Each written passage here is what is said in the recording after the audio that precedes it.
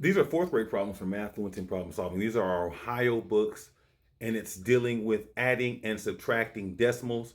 And you see here, students are dealing with money and they're having to enter their answer because we take the answer choices away from a test problem and they have to enter their answer just like the actual test looks like. And then we have the adding, subtracting, the multiplying, the basic multiplication, which you're seeing right here. And then we're starting, it's the beginning of the grade level. So we're starting now with the 2 by 1 multiplication, followed by long division. And then here's where we get into the meat of the curriculum. You're dealing with place value right here. They're trying to see if this is true or false based on where the numbers are placed.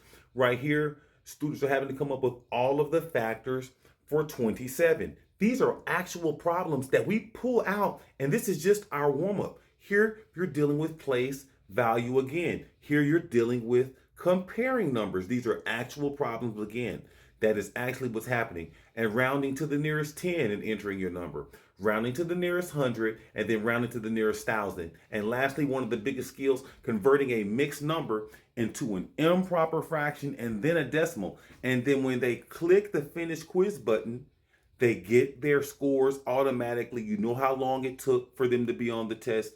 Whatever the score is a 31. I was just guessing, but you get that automatic data. We have the teacher grade book, and this is how we support learning at a high level. No other book is going to give you this much practice so your students can have the practice they need to reach, because there's so much to learn, and we give them enough practice to learn everything. JohnsonLearningSystems.com, $20 for our book, and we'll take your math scores to the next level. Let's go.